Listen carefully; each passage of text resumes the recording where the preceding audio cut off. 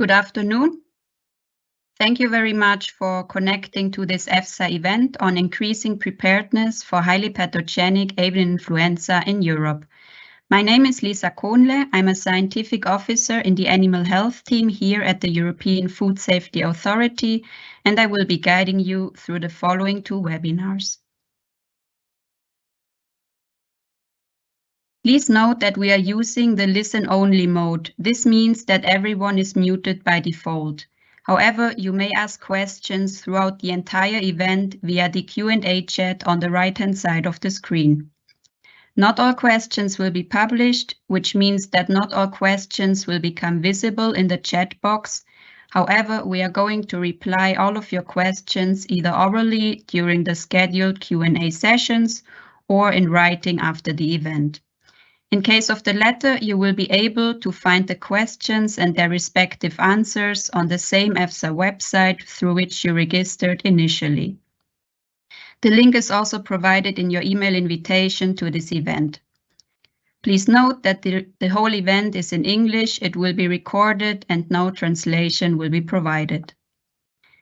My colleague Silvia Bonanno is going to assist you in case of any technical difficulties. You can find her email address here at the bottom of the slide, but she will also introduce herself in the chat box.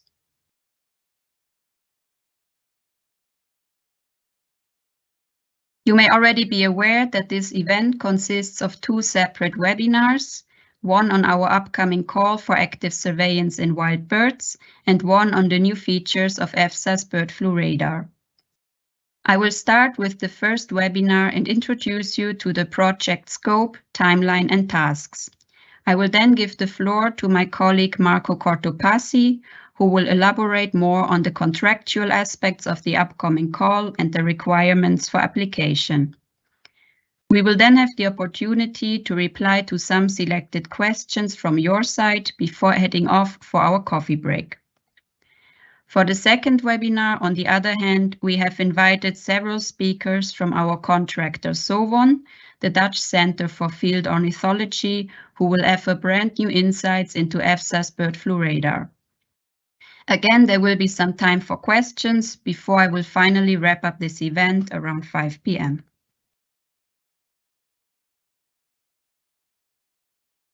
All right, let's get us started with our upcoming call for active surveillance in wild birds.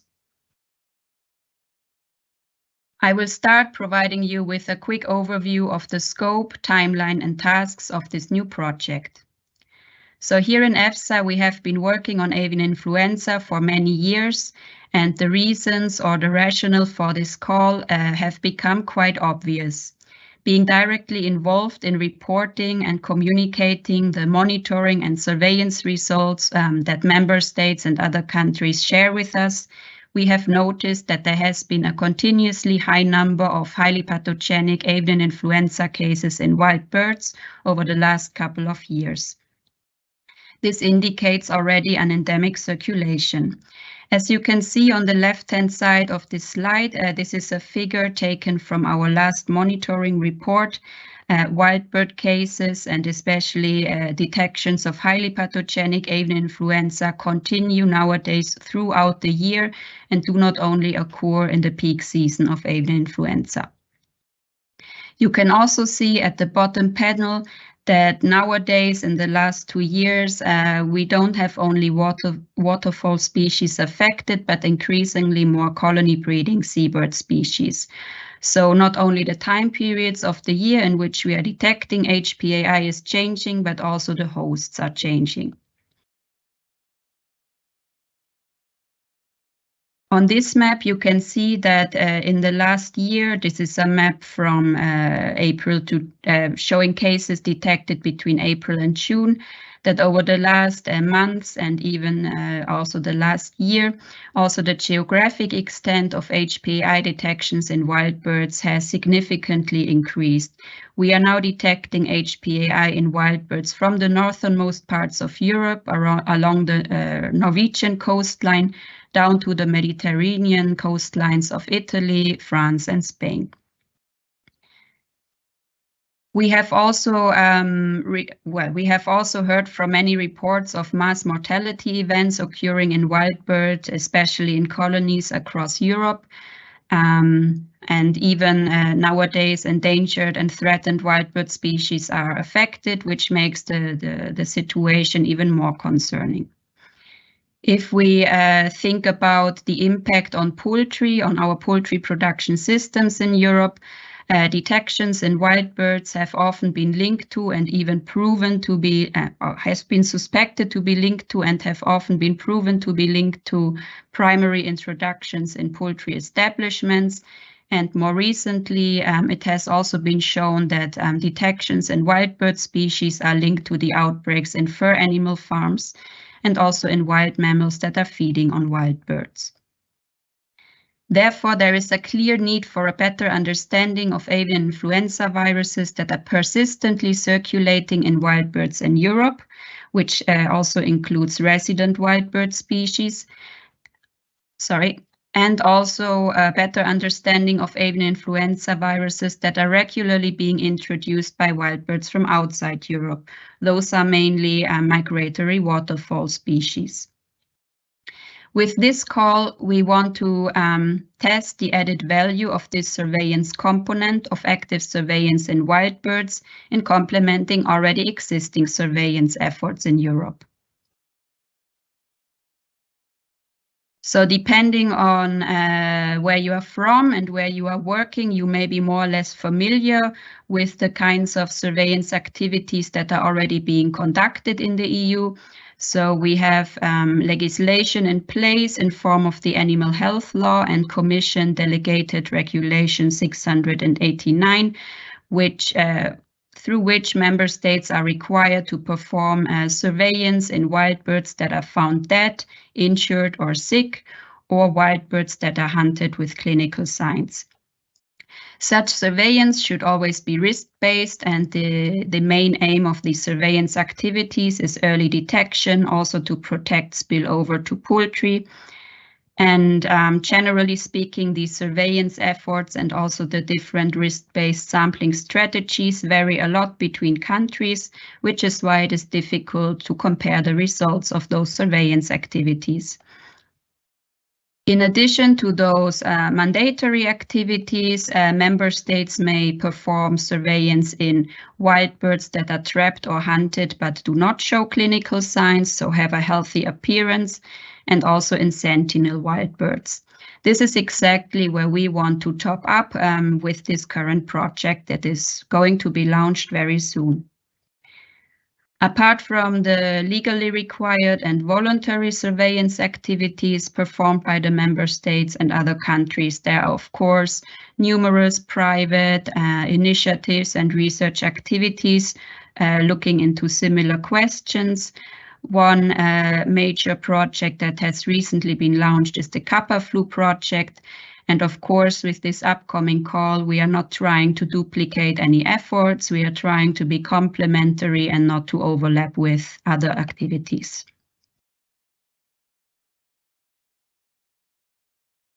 So the background to this call, to this upcoming call, was an EFSA procurement that was launched several years ago, in which an extensive analysis of data available from Europe and worldwide, in combination with pilot studies in Ukraine and Georgia, was carried out to identify target hosts, target locations, and target times of the year for active surveillance in wild birds.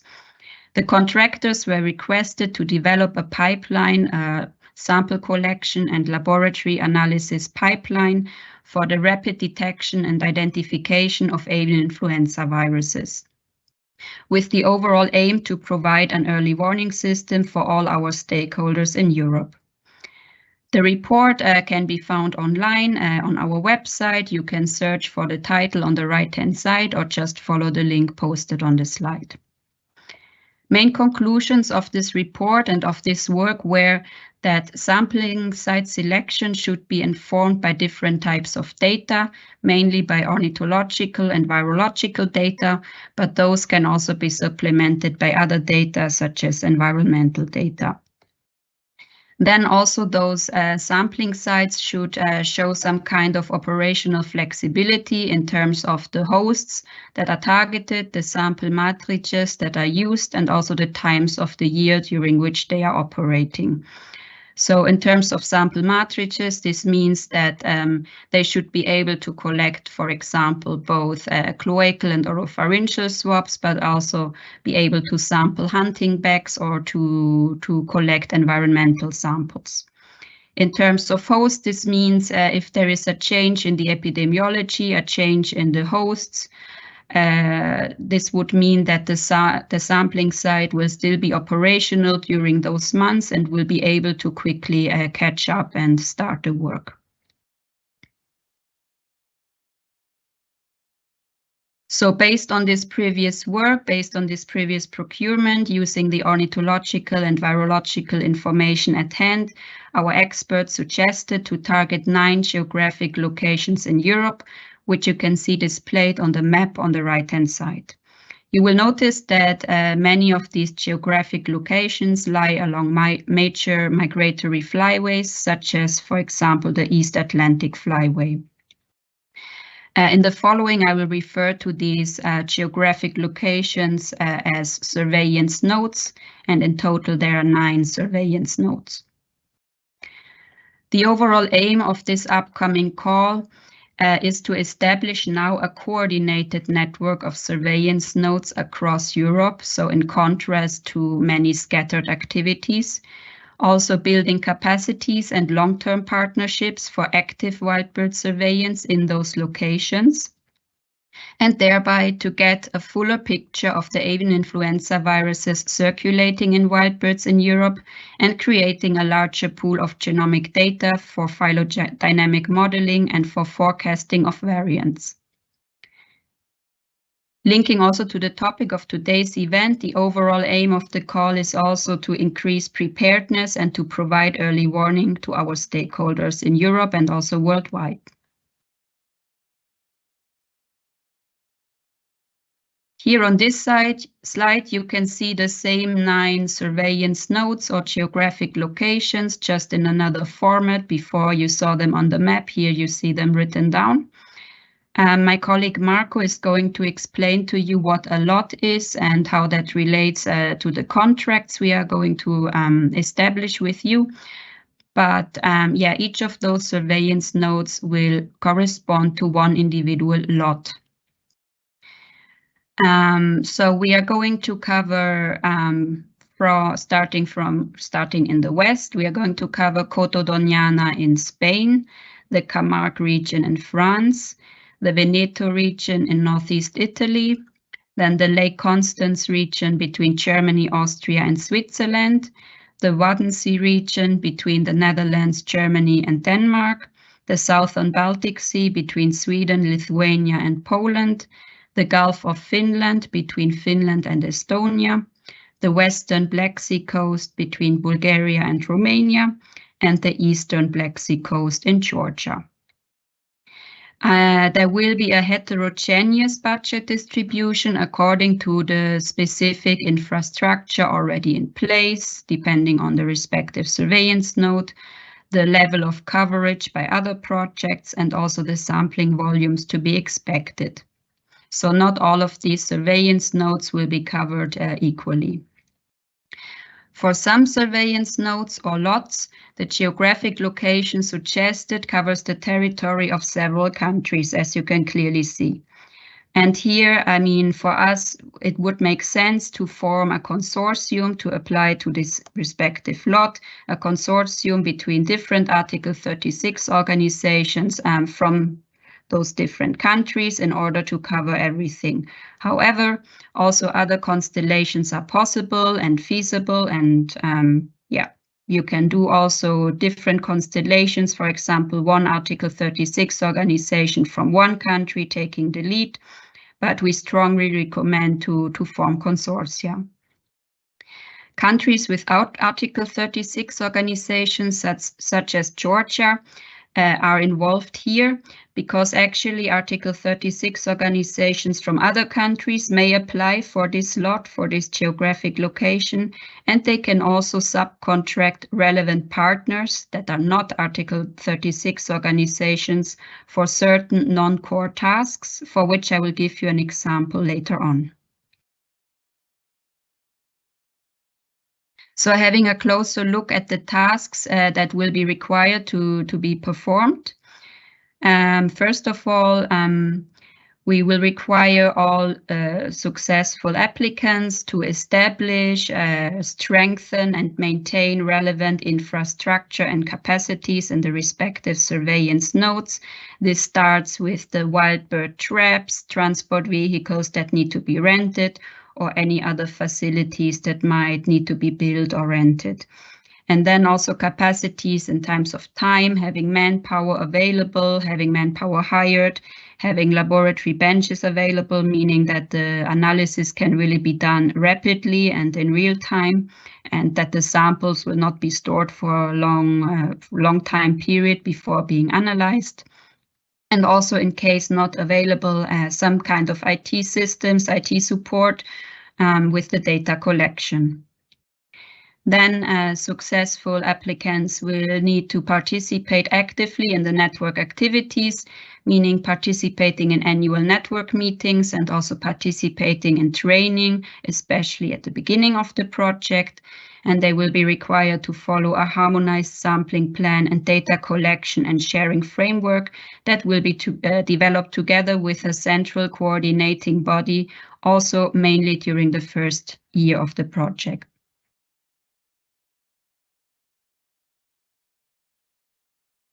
Then further on, each respective surveillance node will be evaluated by sampling and testing wild birds according to the developed sampling plan. So the applicants will follow what is agreed in the sampling plan in terms of which hosts to target, the sampling volumes to be included, and the times of the year at which they will go out to sample. So this includes, of course, the field work itself, meaning the trapping and hunting, and also the sampling of wild birds, including the correct identification of the wild bird species sampled. Then the screening for highly pathogenic avian influenza by rapid diagnostic methods, for example, PCR, and then whole genome sequencing of positive samples. Another major task will be the real-time data collection, collation, and submission to the central coordination body, including making the results available to the public. Also, successful applicants will need to either directly involve the national authorities as consortium partners or subcontractors, or keep them informed, because of course national authorities have the legal mandate to report HPAI detections. So after having presented this whole list of tasks, you may have realized that not all of the tasks may be possible to be covered by only one Article 36 organization. So again, we would strongly recommend to form consortia of different institutes and organizations that would be involved for each lot. For example, between universities and the national reference laboratories. But again, any other combination is allowed for the application as long as an Article 36 organization is leading. But we will, of course, be the ones evaluating your applications, and there will be more potential if you bring on more partners.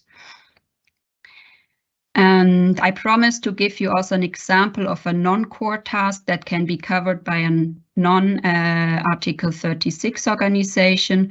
For example, we can imagine that in some instances an Article 36 organization is not able to perform the whole genome sequencing and would need to outsource this task. This could be done to a private company, for example.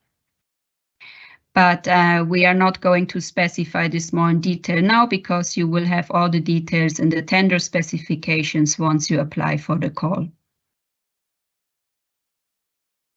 And here I just want to give you a brief overview of the timeline. So we envisage this project to run for 3 years, starting in April, May of the following year. There are more or less similar activities each year, but more work is expected during the first one. Probably after contracts are signed, there will be the first network activities for you to meet with each other and also to meet with the central coordination team. This central coordination team will then also train you both on site in the field, but also online. You will do a resource analysis of what you have already available, what is missing, what needs to be stocked up, what needs to be purchased, etc. This will then be implemented, and then you can work on your first sampling plan together with the coordination team.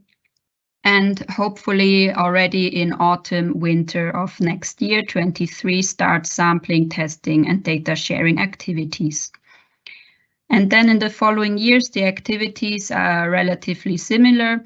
So again, there will be networking activities so that you can exchange on your challenges and difficulties faced and ensure harmonization of approaches. There will be, again, resource analysis to see if anything is missing, anything needs to be added. Infrastructure will need to be maintained throughout because surveillance nodes should always be operable at any time of the year. And you may have to adapt the sampling plan, as I mentioned before, in case there is, for example, a shift in the host and a shift in the time of the year during which this host will be present at the respective sampling site. And then again, there will be sampling and testing and data sharing also in years 2 and 3. And as a last remark, so I've talked a bit about this central coordination team. So this is a group of EFSA experts that we are going to establish, which will manage the network exchange and communication and also organize the annual network meetings.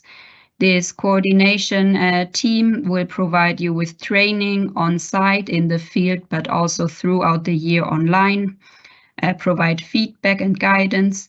They will also support you in your sampling plans and defining which hosts to target, how many and when. They will also ensure harmonization of sampling, testing and data collection across all the surveillance nodes, also making sure that the surveillance results are of course comparable so that we can get a fuller picture.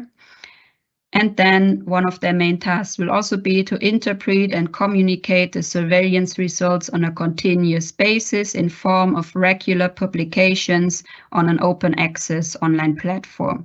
So they will also be putting these surveillance results collected through these grants into context by comparing the sequences with sequences obtained through other sources.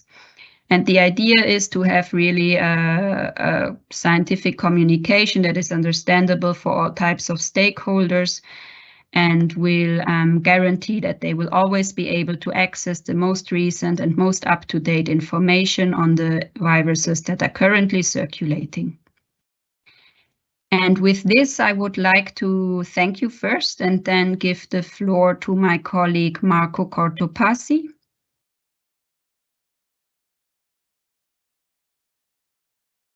Marco, please go ahead. Thank you, Lisa. Good afternoon, everyone. My name is Marco Cortopassi from the EFSA Grant and Procurement team. First of all, I would like to thank those of you attending live today to make the time to come and listen to us in this busy time of the year. The aim of this session really is to try and provide to potential applicants some prior information so that you have a few weeks time ahead of the launch to start preparing your application if you're interested in this call. And we're looking into a calendar now and other parameters of the call together. We have estimated launch around November this year, so in a few weeks' time. And what we aim to do, Lisa already mentioned, we aim to sign a number of agreements organized into lots, covering different geographical areas. The type of agreements that we're planning to sign, it's called framework partnership agreements. We call them HPAIs. They establish the framework conditions for the collaboration with partners, and then they are implemented by using what we call specific agreements, and they will be issued according to a timing that still would need to be defined in the call, where we may expect one specific agreement per year per each framework partnership agreement. So the lots, Lisa mentioned the lots. We planning to have 9 different lots, so 9 framework partnership agreements assigned to cover the geographical area. And the overall estimated budget that we are looking to publish in this call for proposal is 2 million euros. And 2 million euros for all the lots. Not all the lots will have the same budget, and the actual split will depend on the infrastructure need, in fact, and on the volume of the samples to be collected. And the details of the exact split in the budget will be provided in the call for proposals. Now, the grants will be signed in a form of grant that we called financing not linked to costs. This is a simplified form of grant where the actual payment is linked to the achievement of the results that are set in the grant agreement. So this is different from the traditional grants based on reimbursement of eligible costs. And it is in a way a simplified form that is less cumbersome in terms of administration and payments, both from the side of the applicants and for the side of the contracting authority, in EFSA in this case. Also, at the time of the applications, under this type of funding, the financing not linked to cost, there is no need for the applicants to submit a financial proposal or a budget. It's enough to submit a technical proposal. Of course, this in addition to the documentation requested to prove the competence and the expertise, and that's what we call selection criteria, and they will be defined in the call for proposal when it's published. The beneficiaries, so in receipt of the award from the framework partnership agreement, will be requested, and Lisa already anticipated that, to make a bigger investment in the first part of the project, in the first year, and that will also drive the allocation of the budget across the implementation of the framework partnership agreement. So we expect to issue specific agreement of a higher value in the first year of the project. We also are aware that there are costs that are incurred from the outset to run the activities. So the specific agreements will also foresee a pre-financing payment from EFSA, so that at the very start of the project there will be already the possibility to use the funding, the pre-financing. Now, in terms of timing, I mentioned we're looking into publishing the call for proposal in November, and we expect to keep the call application open for 12-14 weeks, and this takes us to an award at Q1 next year, and a start of the activities in April-May 2024, so in Q2 2024. Now, it's important, you could see on the right-hand side here, we're talking about applicants under the grant scheme, and this is a call for proposals. This is not a call for tender, this is a call for proposals. Only Article 36 competent organizations can apply according to the EFSA funding regulation.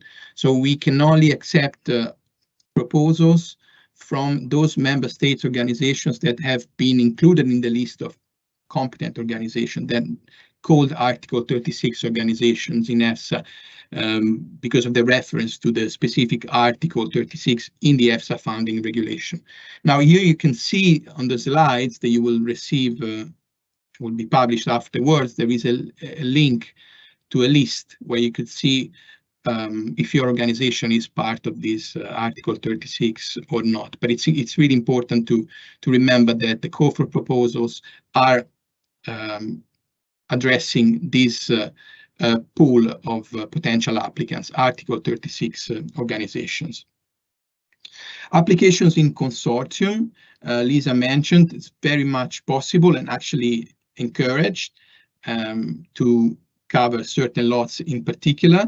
So this is also a key feature in the call for proposals, and the call for proposals will specify this possibility. And also the mention of the subcontracting, and rightly so, Lisa explained before that although the project is going to be implemented by Article 36 organizations, there are some tasks that are not defined as core with relation to the subject matter of the call, and those non-core tasks can be outsourced.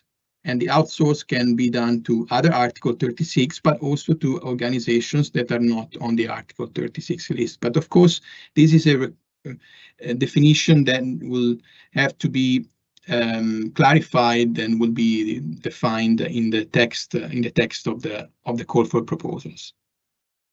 Finally, on the estimated duration of the project, and therefore also of the framework partnership agreement, we are looking into a duration of 36 months.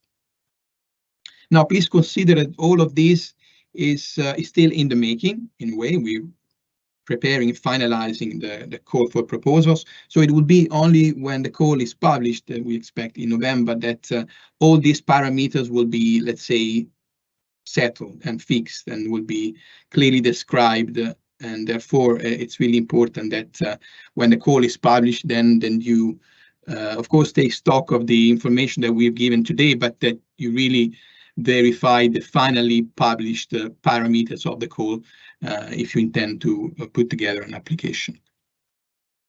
The next slide, please.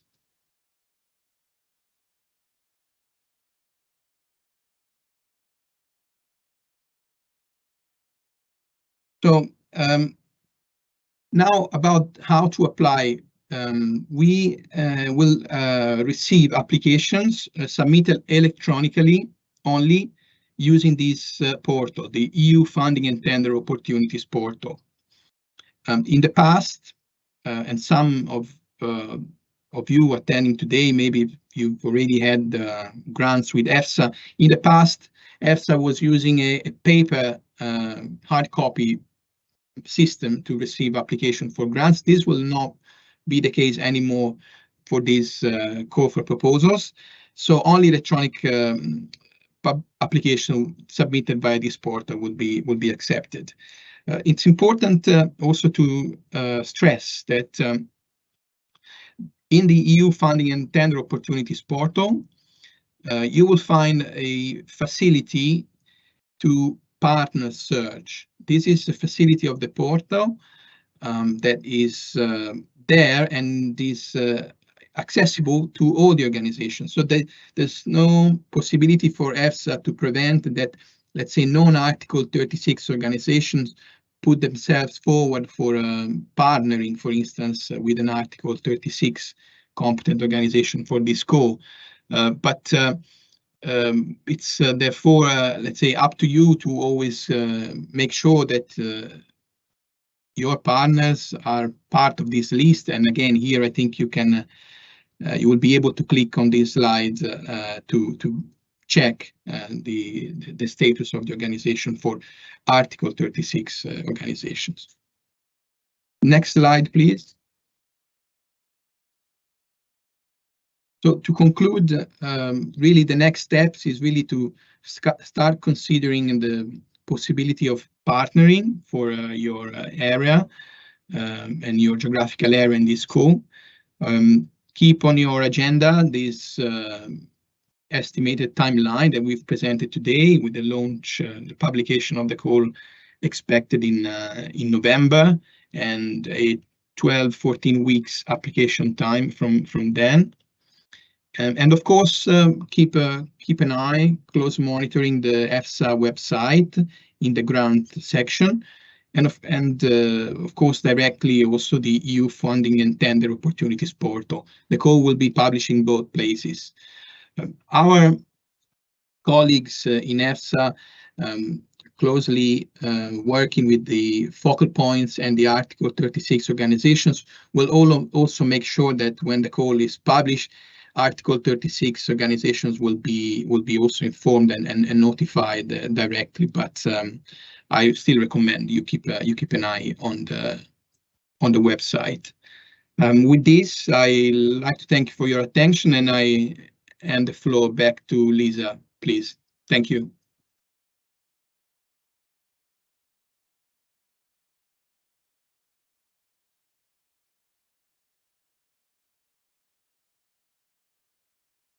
Thank you very much, Marco. So I'm glad now to open our first scheduled Q&A session, and I would like to give the floor to my colleague and team leader Inma Asna, who will be moderating this session. Thank you very much. Good afternoon, everybody again. We are very happy to see that we had quite a lot of attendees. So I will be looking at the questions that we have received from you and passing them on to the appropriate colleague here in EFSA. So the first one we will address is we got a question. It's going to be for Lisa. So the question is, okay, we know field work and screening work will be distributed between national actors, but is EFSA expecting a centralized database collection and sequencing? Lisa, please.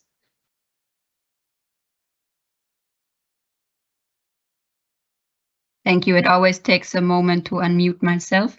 So indeed, we have discussed this topic beforehand, and since our aim is to have the surveillance results and also the sequences available for the public, for the general public and to the research world, we have decided not to create a completely new centralized database, but to make use of one of the already existing public databases for genome sequencing data that are out there. And we are also aware that there are new databases in the development. So at the time when this becomes relevant, we will be using the most advanced or the most recent platform that is used.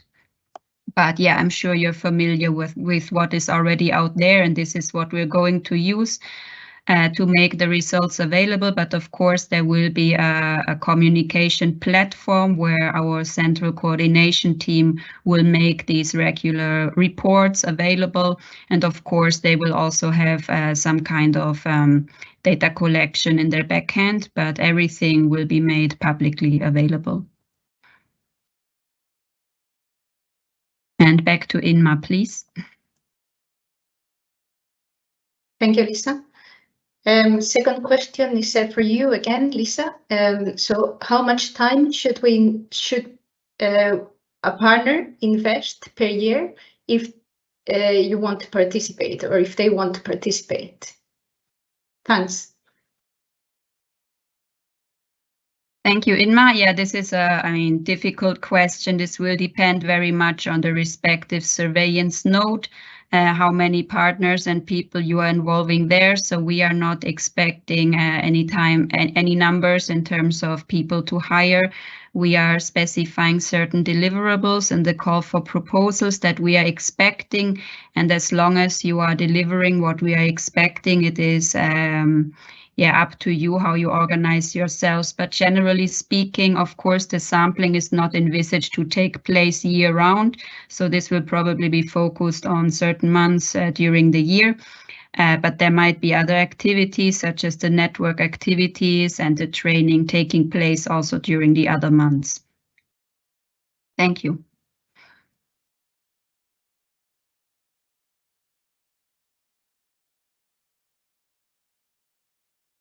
Thanks, Lisa, again. One other question also for you. So what about testing mammals? Thank you. Yes, we agree that this is a very burning topic and makes sense scientifically speaking, but this is unfortunately not scope of this upcoming call.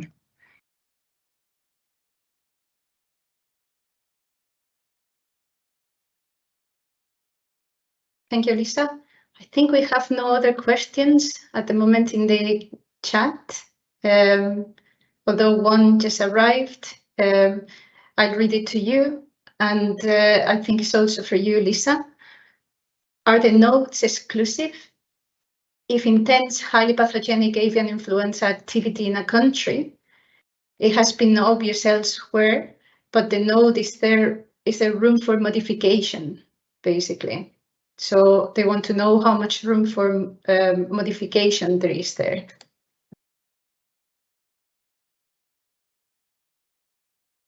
Thank you. Thank you. Yes, we are trying, of course, to circumscribe these geographic locations as much as possible, but still they are based on the scientific background, on what our previous contractors have suggested with their experience, concluding from all the work and the pilot studies they have performed.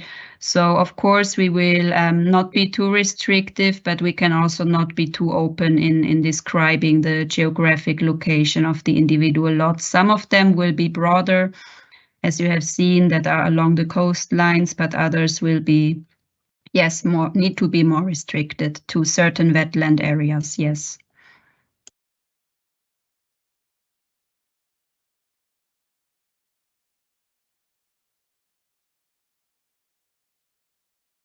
Thanks, Lisa. One other question. In the past, active wild bird surveillance data was also submitted to the EU EFSA with the passive surveillance.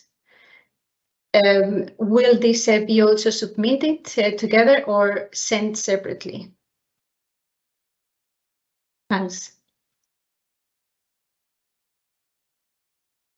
So the question was whether these data will be submitted together with EFSA's regular data collection on surveillance, correct?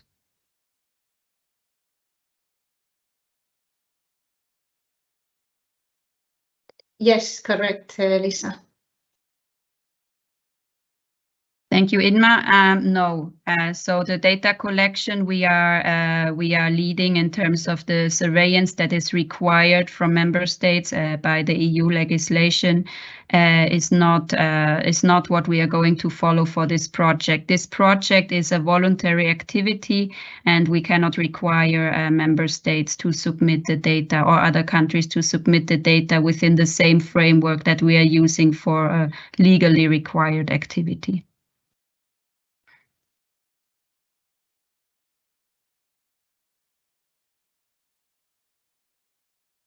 Thanks again, Lisa.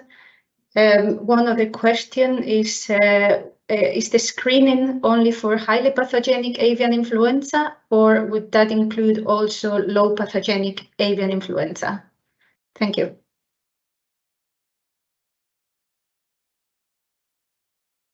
Well, the screening, yes, will be for all avian influenza viruses, but only the positive ones for highly pathogenic avian influenza will be sequenced.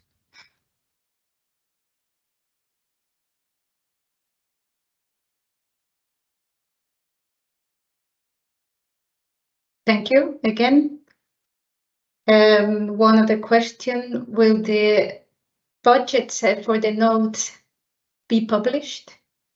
And then continues the question, together with the call in November or after assessment of available resources for the 9 nodes? Let me know if not clear, Lisa, and I can repeat it again. So will the budget for the nodes be published? And then the question is, together with the call in November or after assessment of available resources for the 9 months? Thank you. Thank you. I think this is a question for Marco, actually, but I can say that it will be, I mean, for sure, not after the assessment of available resources. For the first question, I would redirect it to Marco, please. Thank you, Lisa. In the call of November, there would be the the publication of the budget for each node, the estimated budget for each node for the 3-year duration, for the 36 months. Then this budget for each node, for each lot, would be assigned with the specific agreements under each lot, and the value of these specific agreements we will only know after the signature of the framework partnership agreements, let's say during the implementation. So in November we will have the division, the split of the 2 million into each of the 9 lots, the nodes. Thank you. Back to you, Imma, please. Thank you. Thank you, Marco. One other question from for you also, Marco. Can any institution from Ukraine be involved in the activities?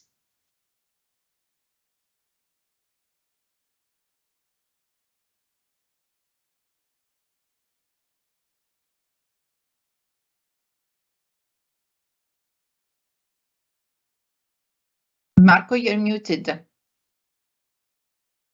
Sorry, I was muted. I think we need to check the list of the Article 36 organizations. This link I was referring to in the slides. There are some 300 and something organizations in the list. Off the top of my mind, I don't think, but we will need to double check this, and of course, yeah, the person that asked the question can also check for themselves. And this is for what concern the core tasks. But remember, we also mentioned the possibility of taking part to the project as subcontractor for the execution of some non-core tasks activities, and for those non-core tasks activities, any organizations even outside the list of Article 36 can be brought in, of course. These non-core tasks, although, will need to be defined in the call text that will be published in November. Back to you, Imma. Thank you.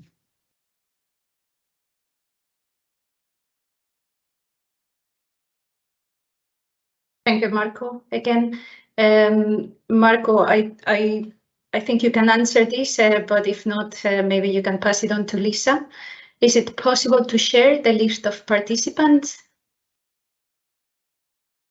And I assume the list of participants, it means the participants to this webinar, I would imagine. Thank you. Thank you, Imma. No, we're not in a position to share this information, I'm afraid, also for personal data protection reasons as well. I mentioned during my presentation this facility of the partner search that is available, with the caveat that will need to be screened and filtered per Article 36 organization. So that's one way to let's say, find out who else is interested in a given area.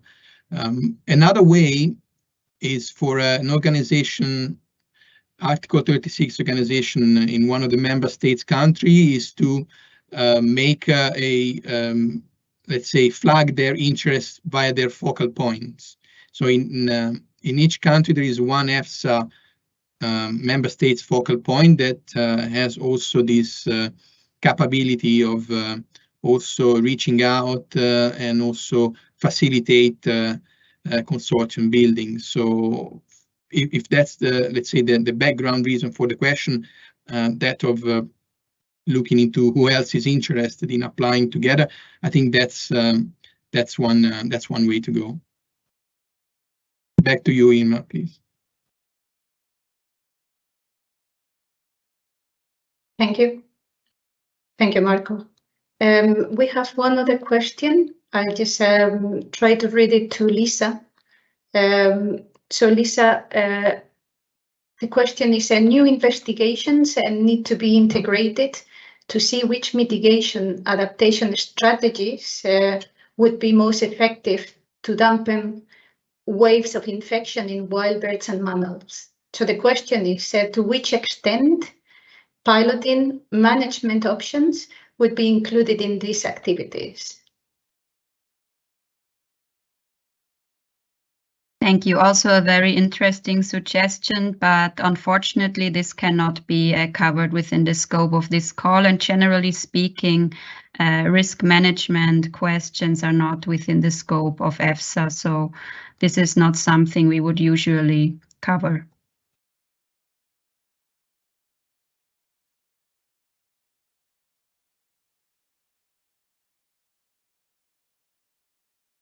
Thank you, Lisa. And I think that's all the questions we have received so far.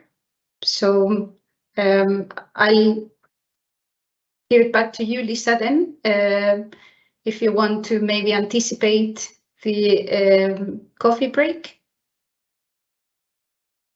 Sorry, one more question, if we are still on time, which is what would the non-core activities include? Sorry, I'm not sure I'll repeat that again. So the new question is what would be the non-core activities? And this is for Lisa, please.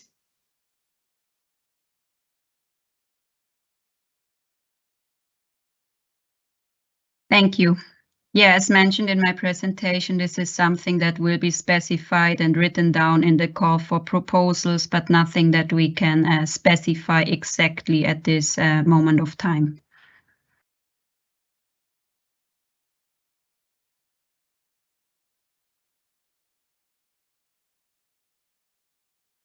Thank you, Lisa.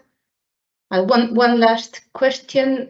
To which extent will the local ornithological expertise be needed in the activities? And this is for Lisa as well.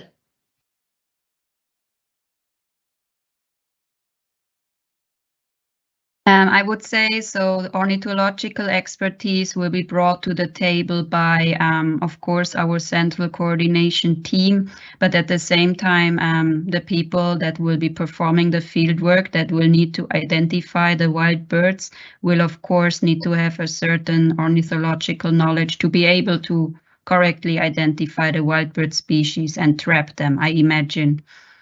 But yes, I mean, you will be undergoing training, so I wouldn't say you need experts in ornithology, but I think it is strongly recommended to involve field staff that that knows how to, yes, identify wild birds already.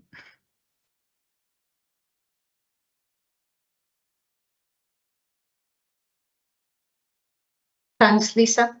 So I think that now we can close this Q&A section. So I'll pass again this to you, Lisa.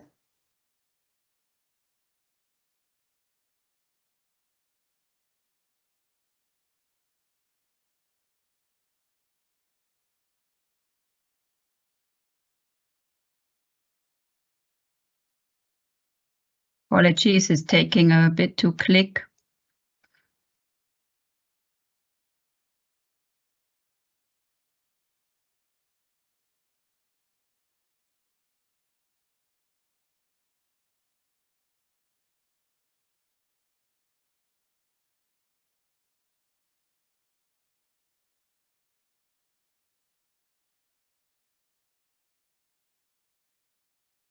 So thank you very much for attending the first half of this webinar series. We are just around 15 minutes early, but the next session will still start at the same time at 4 o'clock as indicated in the agenda. And yeah, our colleagues from SOWON, the Dutch Center for Field Ornithology, will be guiding you through the second webinar, and I will see you again at the very end of this event. Thank you very much, and please enjoy your coffee break and just stay connected during this time. Thank you.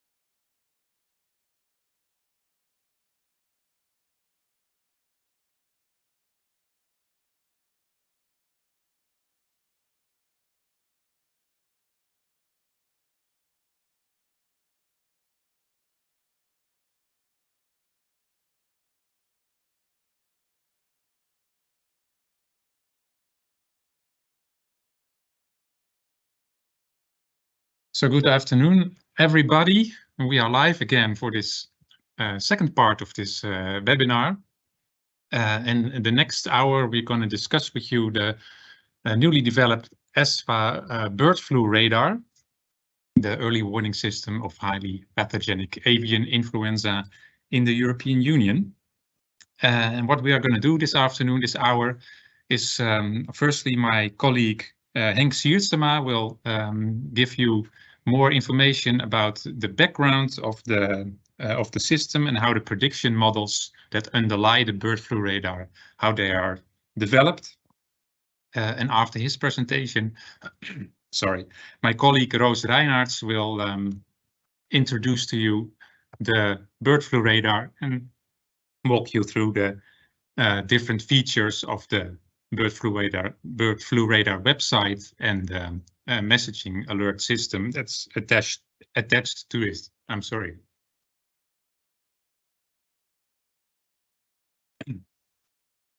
And after their presentation, we have some time for a Q&A session, and that we will finish a little bit before 5 o'clock. And then the last 5 minutes, I'll give the floor back to Lisa Keunle from EFSA to conclude this afternoon, this webinar, and end session. During the presentation, you can already post your questions in the Q&A panel, but we will save all the questions for after the presentation of Roos, and then we'll discuss all the incoming questions at the end of this session. So that's for my introduction.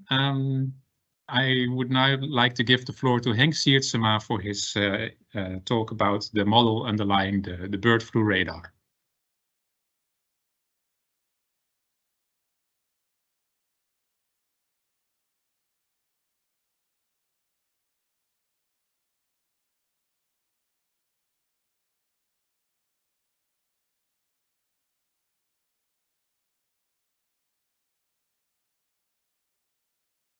So, good afternoon to you all. My name is Henk Siersema, and I would like to tell you a bit about how the model that describes the movement of avian influenza across Europe has been developed.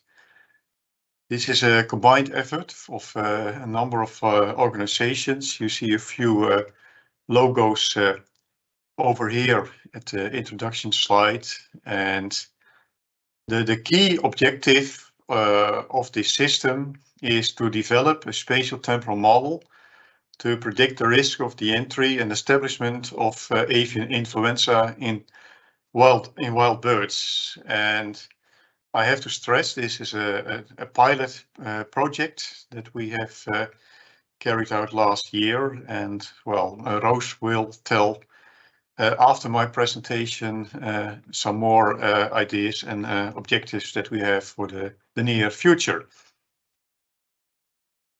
Like I said already, this is a combined effort of a number of organizations. Sovon, ICO and the Vogelwarte together, they worked on describing the distribution of a number of wild water bird species across Europe.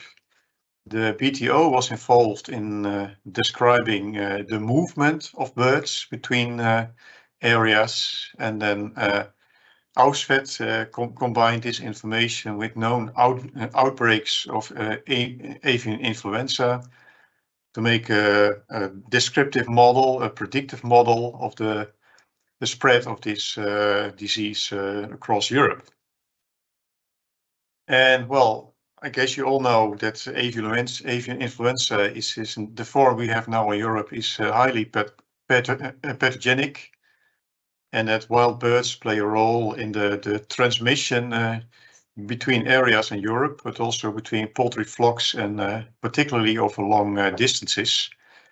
So it will be very useful if we can make a prediction where to expect new outbreaks of avian influenza across Europe. And an important information source to make these predictions, to describe the movement and spread of birds across Europe is the European Bird Portal and the Euring Data Bank. And this information is all for 50 species already combined in the migration mapping tool. And the question here is also, can we use the Euring data to predict also the spread of avian influenza across Europe?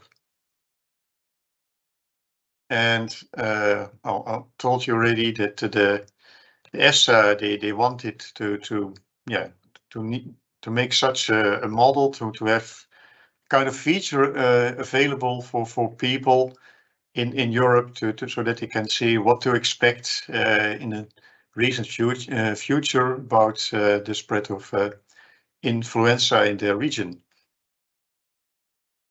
And well, this model that we made is based on three different parts.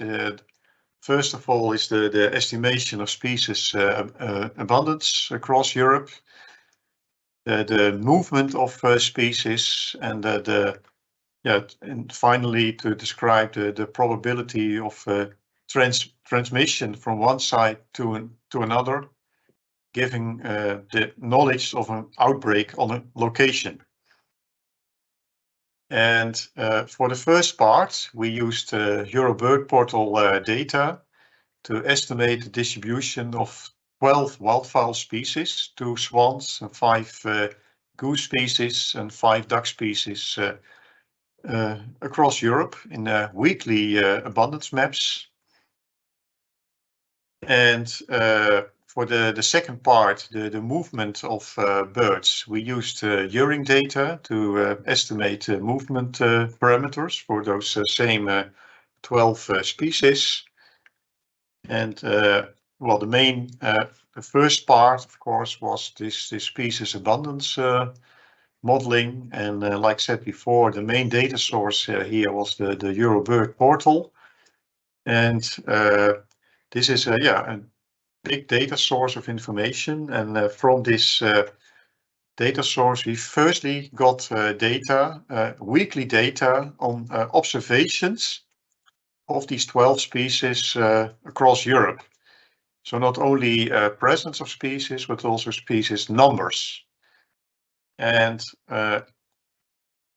for getting weekly models of the distribution of these species across the entire area of Europe, we used so-called ADA-STEM models. And this is a pretty advanced way where we make optimal use of all the data available and data density, both in space and in time. And here I show you an example for the Eurasian teal. And you can see this map, it's changing over time. On the top, you can see the week numbers. And here we are in the summer, then all the teals are in the far north. And then in the autumn, they come down and they spread across the southern parts, the central and southern parts of Europe. So in the winter, there are no birds, of course, in the far north. And again, in spring, they move up. And you can see that these teals, they have although they come from a relatively small area in the north, they spread across large regions of Europe. So this may be an important species for the spread of influenza across Europe. Another example is the bean goose. This is also a species that in midwinter is wintering in Central Europe, but in a relatively limited area. They also breed in the far north. So here in the winter, in the summertime, you see they're very far up north in Russia and Siberia. And then again in the autumn, they come down and they stay mainly in Germany and Poland, and not so much in other countries of Europe. So now we have these weekly maps for those 12 species. And the next step is, can we tell something about the movement of these birds? And then we can make a distinction between long distance movements and local movements. So long distance is between a breeding area and a winter area. And here we wanted to know, what proportion of birds are moving between different areas of Europe between months. And local movements is more like within season movements. And from this, we wanted to understand what is the probability of moving a given distance within a season. And so this is an example for the mallard, for example, and all the data that we have of movements of mallards from September into October, from the various ringing stations and sites that we have across Europe. And from this, we used an inland model to calculate the probability that a mallard is moving from one site in Europe to another site in Europe, giving this grid pattern that you see on the map in the right side. So then we can give an idea how likely it is that a bird from, in this case, Denmark is moving up in the UK or Spain, or what's the probability that these birds move over larger distances, and to what direction. So finally, this information is combined in this model to estimate the probability of an outbreak with the known outbreaks of avian influenza by Ausvet. And of course, in the future, we will have more and more information on this, and we will better be able to predict what might be happening in the near future with outbreaks. You can find all the background information of what I just told in this report, which you can download from the EFSA website. It's an extensive report, and all the background information can be found here. So I thank you for your presence at this meeting, and if you have any questions, I can answer them later on in this meeting. So I now give the word to Roos, and she will tell something about our next aims and goals for the near future with respect of this modeling approach. Yes, hello, I think I'm live. Hello, everybody, and good afternoon. Let me just share my screen.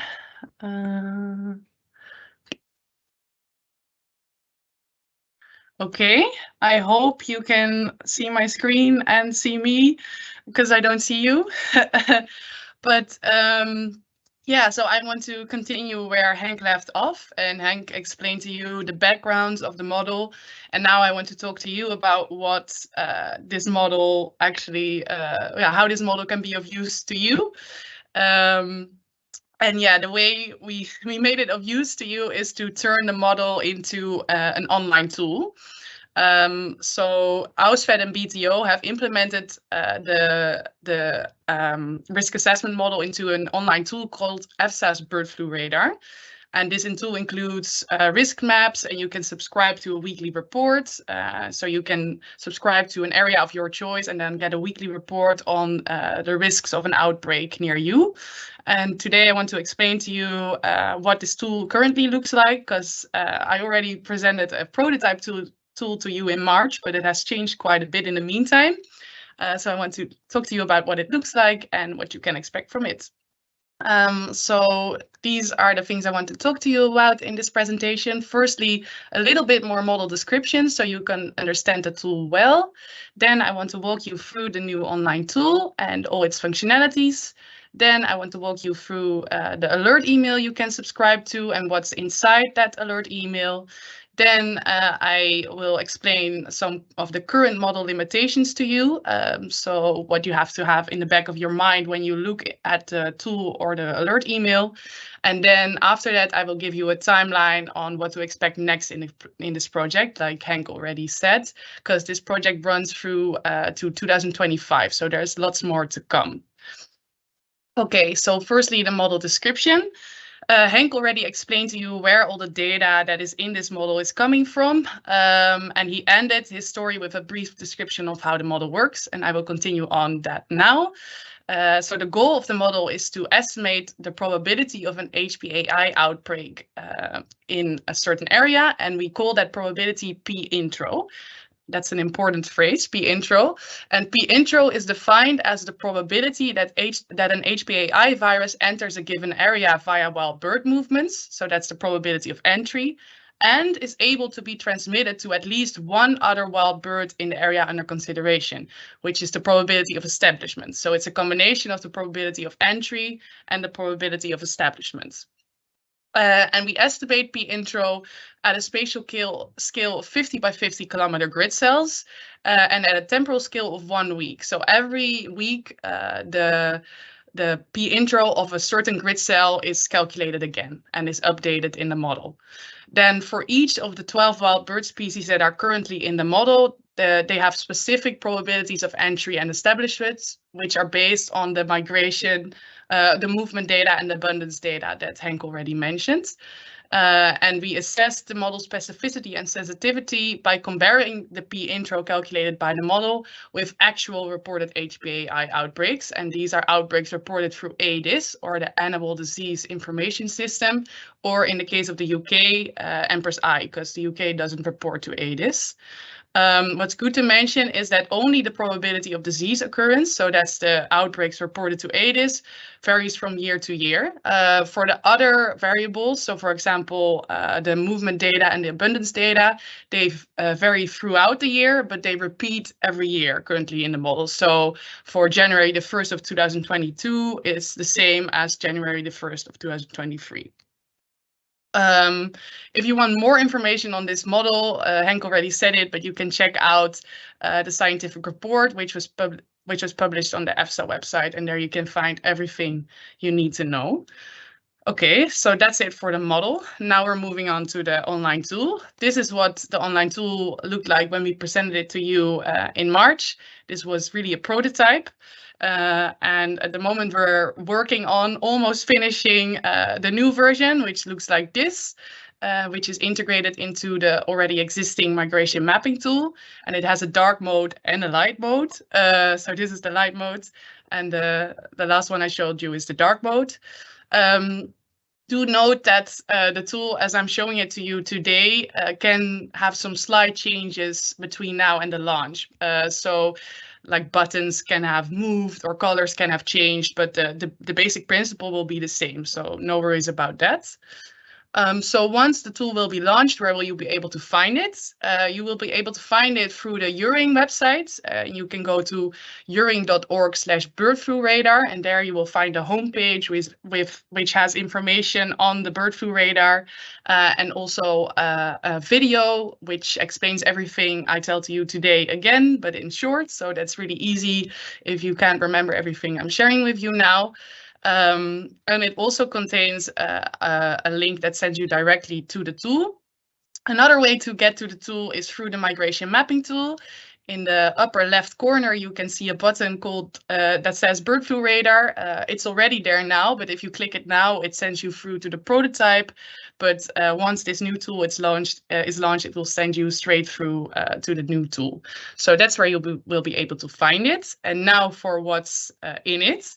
So this is what the homepage of the tool looks like, and I will walk you through everything that you can see here. So firstly, all the colors on the map of Europe, that's the current probability of HPAI introduction that's based on the risk assessment model. Then in the bottom, you can see a bar with buttons you can click, and there's some personalization options there. So for example, you can choose to show or not show the probability of introduction. You can change the sensitivity of the model. You can show or not show reported outbreaks. and you can show or not show the outlines of the countries. And there's also a button that says timeline, and if you click that, then there's a pop-up where you can scroll through a timeline and look at historical data. I already said that here. And then there's a tab for some information about the project, which you can open. And there's a subscription button for the weekly email alerts, and I will get back to that later. So that's, yeah, in a short summary, what you can find there. Now I will get into every aspect a little deeper. Firstly, the key, which is in the bottom left corner. The key has a red dotted line at 0.04, and that's because 0.04 is the optimal threshold or optimal cutoff value of the model, which means that at 0.04 p intro, the model sensitivity and specificity are maximized. So that's why the red dotted line is there. And we calculated this cutoff value by comparing the P intro to actual HPAI outbreaks reported in ADIS. I think I already mentioned that, but it's always good to repeat yourself. So yeah, that's the key. You can see that the outbreaks of the wild birds are reported in blue, and the darker the color red, the higher the probability of introduction. Then for the bar in the bottom corner, firstly, the timeline. I have some videos here. I really hope it works. So I hope that the video will start now. Yes. So here I'm scrolling through the timeline, and as you can see, the probability of introduction changes, and you can see the outbreaks popping up. And in this way, you can scroll through history and see for your region or for entirety of Europe how the probability of introduction changed through time and where the outbreaks were reported. Then there's also the other functionalities of that bottom corner. For example, you can switch on and off the probability. You can switch on and off the outbreaks, and you can switch on and off the country outlines. And then you can also change the sensitivity of the model, so you can change the optimal cutoff value of the model. So yeah, that's all the options that are in the personalization bar. And then there's about the project tab, which I also show here. Just scrolling through it on the video. Yeah, there's loads of information there. Of course, I won't explain it all to you now, but check it out once the tool is launched. There's a timeline of the project. The project members are mentioned. There's a brief description of the model, some information about the input data of the model, some references, and a disclaimer. Yeah, a note on this tool is that it's still being updated and perfected, so the final version might look a little different. I already said that, but here it is again. We don't know the official launch date yet, but it will be communicated by EFSA in their news brief or somewhere else. But it will be somewhere in the upcoming weeks, at least in September. So you can expect it to be launched soon, but we don't know exactly when. Okay, that's it for the tool. Then on to the weekly alert email, which is a very handy option for you, I think. So in the bottom right corner, you see subscribe to bird flu updates. And if you click that, a pop-up screen appears where you can fill in your email address. And then you get an email which contains a link. And if you click that, then you're sent to this screen. And here you can select all the countries and regions that you want to receive updates from every week. And you can select countries and regions at NUTS 1 level. So for example, here I typed in the Netherlands, and I can see that there's 4 regions within the Netherlands I can pick from, and the Netherlands as a country. And you can select multiple countries or regions as much as you want. And then they all come in one email to you, just listed below each other. So it's really easy to receive all the information at once. And what does the weekly alert email contain? Firstly, it contains access to a map showing the probability of introduction of your selected country or NUTS 1 level region. And secondly, it contains some summary statistics on p-intro in the selected countries or regions. So for example, the median probability, the maximum probability, the number of cells, and the percentage of cells that have a p-intro higher than the threshold value. So that's 0.04 I mentioned before. And then also the p-intro of the lower and upper quartile of cells within your selected country or regions. And then besides these summary statistics, the weekly alert email also contains the number of H5 and H7 avian influenza outbreaks that occurred in the selected countries or regions over the last week. So those are the outbreaks reported to ADIS in the case of the European Union countries and Empress I in the case of the UK. So that's everything you can find in the alert email. Then I would like to move on to the current model limitations. So these are some things that you need to note when you are interpreting the results from the model. Firstly, as I already said, the abundance and migration patterns do not change from one year to another at the moment. So at one day in 2023, it will be the same at that same day in 2024. The only thing changing from one year to another are the reported outbreaks. Also, Cyprus and Turkey are not included in the model as of yet because of a lack of input data. And a third thing is that, we have made these grid cells for the model. And if outbreaks fall outside of that grid, they are not taken into account by the model. So that's also something that's good to note. Then there was a model limitation that I mentioned in March, which was the delay in reporting outbreaks. But that we solved, and we solved it by changing the data source from Empress I to ADIS, except for the UK. The ADIS is better than Empress I because for ADIS, EU countries need to report primary outbreaks within 24 hours, which means there's a very short delay period between the outbreak being found out and the outbreak being reported, which means we have very recent information on the outbreaks in Europe. And through that, less underestimation of p-intro. You do need to know that the delay period that was solved is an administrative delay period. So there may still be issues when birds are infected, but the infection is not detected. That's something that we don't control. But yeah, this is something that was solved in the past half year and is an improvement to the model. Then I want to show you what's next to expect from this project. So I had a timeline in March, and the first step was to explore and test different data sources and make a new web interface. Well, that's what I'm presenting to you today. So that box is ticked as well, but there's loads more to come. First, next step that will be taken will be in August 2024. And by then we will have updated the risk assessment model with new versions of the abundance models and the movements models. And we will have also included additional species in the model. So now there's 12 species in the model, but then there will be more added. So that will give even more information about potential outbreaks. Then also in August 2024, we will expand the risk assessment model to also allow the prediction of the risk of introduction and establishment of HPAI in poultry, because now the model is only focused on wild birds, but then we will also include poultry in the model, which I think will make the model even more interesting to you as users. So that can be expected in the summer of next year. And then in the summer of 2025, we want to further update and improve the risk assessment model by making new integrated versions of the abundance and movement models.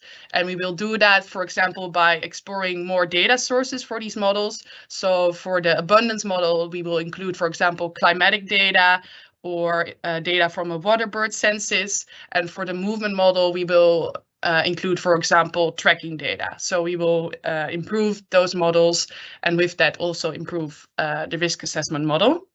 And then lastly, I already said the project runs through to December 2025. So in the last month of 2025, we will have the final model validation. This is not 100% defined yet now, but the idea is to have to better assess the impact of delay on reporting on the model performances and to also include a validation of the poultry model. So it's really an extra step in improving the model. Yeah, so that's what you can expect from this project in the upcoming 2 years. And that's pretty much all I wanted to present to you today. So I think now we can move on to the questions and to the Q&A. So I want to give the floor back to my colleague, Marcel.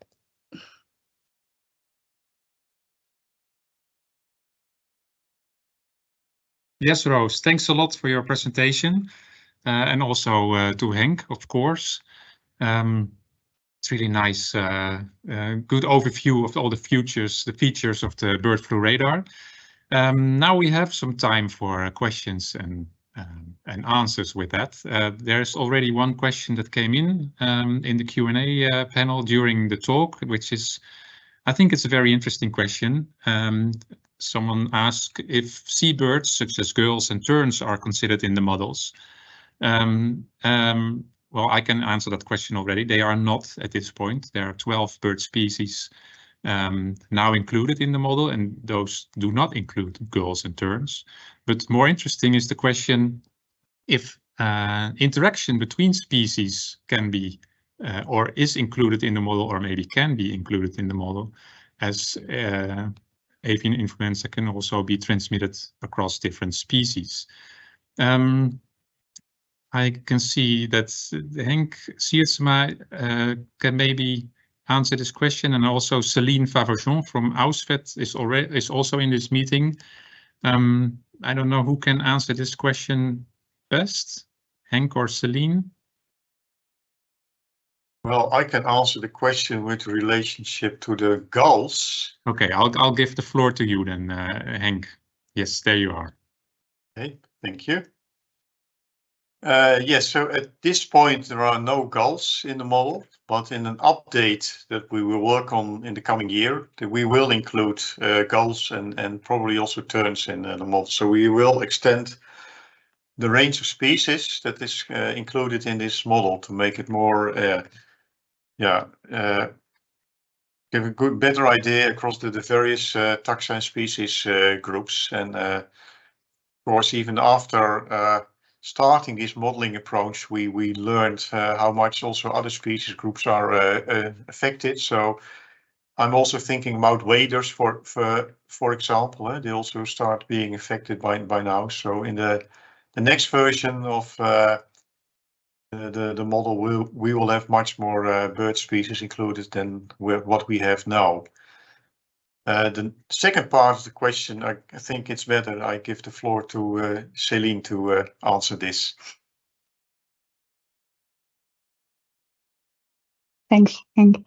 So hello, everyone. I'm Céline Faverjon. I'm a senior consultant working for Ausvet Europe, and I was involved in the development of the last part of the model. And so to answer the question about interaction between species, it's taken into account, but not in a very detailed way at this stage, because we didn't have enough data to be able to include this information very properly into the model. But the risk for a certain species is estimated based on the accumulated risk for all the other 11 species.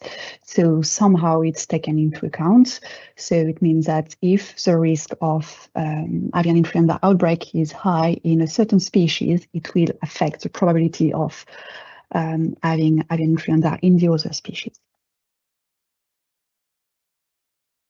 Okay, thank you, Céline. I think in relation to that question and that answer, there's another question from Finland with the question if information outside of Europe, and in particular Russia, on HPAI outbreaks can be included, because for Finland it would be very interesting during the fall migration. And I think Roos already mentioned something about including sources out of Europe in the model. Céline, can you say something about that? Yeah, so at the moment, I'm not sure I'm live. Yeah, there you are. I'm live. Yeah. Sorry. Yeah, so at the moment they are not included, and that's one of the big limitations of the model, because indeed it's quite good to predict where the next outbreak within the European space will occur, but it's not very good at predicting the beginning of the epidemic season because of this lack of data from Russia. So part of the project later, I can't remember the exact timeline, would be to explore options to try to include such interesting data source to indeed improve the model, but it's not the case at the moment.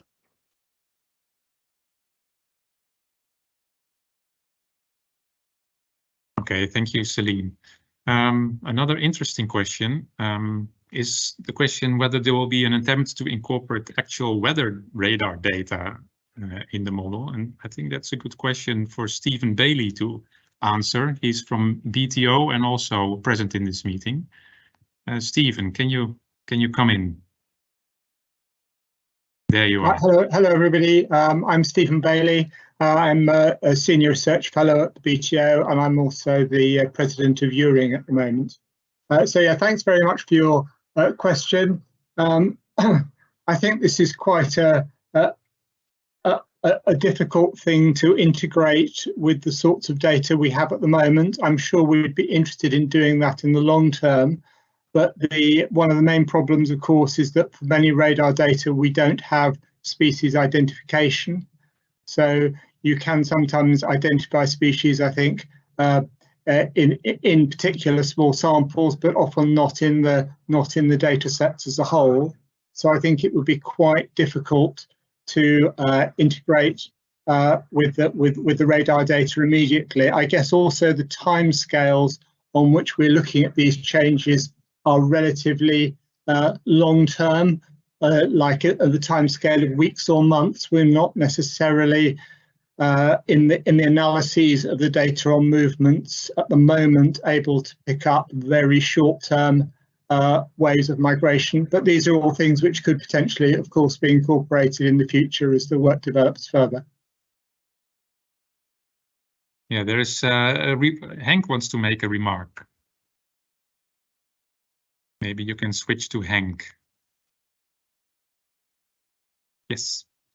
Yes, so with respect of incorporating weather data, that's in fact something we want to try to include in our predictions of bird abundance across Europe. So in the next generation of models, we will include also weather data, and since we know that sudden movements of birds, they can occur with snowfall or ice, and of course this also changes within year with respect to changes in the weather. We hope that we can make these predictions not generic for 1 week in the year, but more specific for the weather at hand at that time. It's not an official product of the project yet at this point, but definitely we aim to include this into the model soon. Thank you, Henk.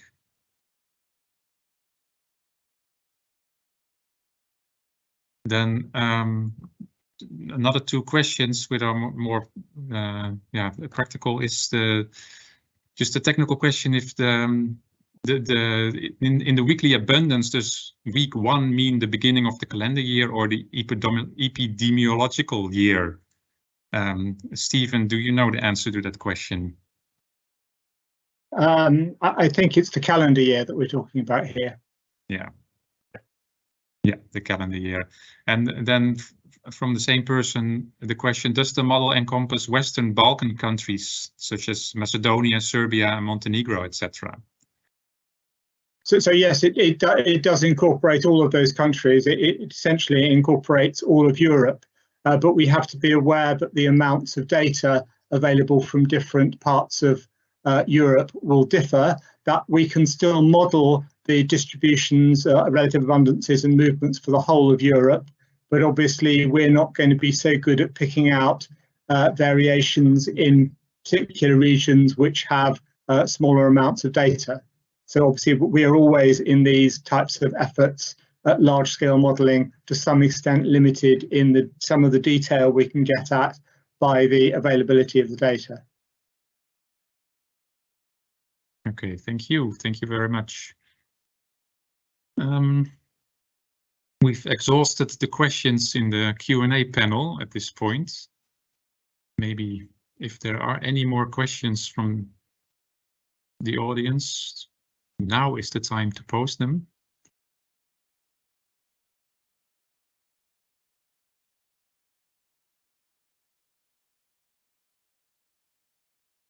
If not, I don't see any more questions appearing in the panel. So I think I want to thank Roos and Henk, of course, again for the presentation, and Stephen and Celine for clarifying some questions. And now I would like to give the floor back to Lisa Kreunle from EFSA to conclude this meeting.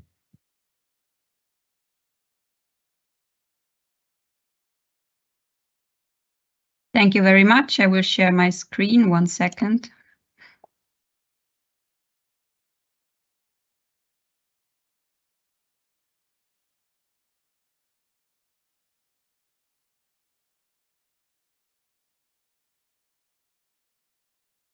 So I would like to thank all the presenters that were available today and also answered to all of the questions of the audience. And I would also like to thank all the participants that were with us since 2:30 today until now. Thank you very much for attending our event.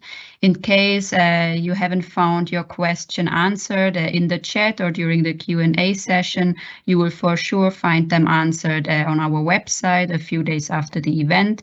The link, you should already have it. It was in the email invitation that you received earlier.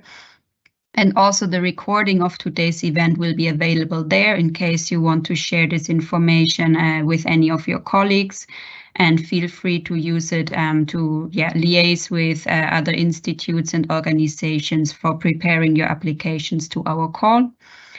And after this event, you will also receive an email with a short evaluation survey. It would be very helpful for us if you could take your time and fill it in, because it is meant to improve our future events, and your feedback matters really much to us. So I can just say thank you all once again, and please stay in touch with us and have a very nice rest of the afternoon. Thank you very much.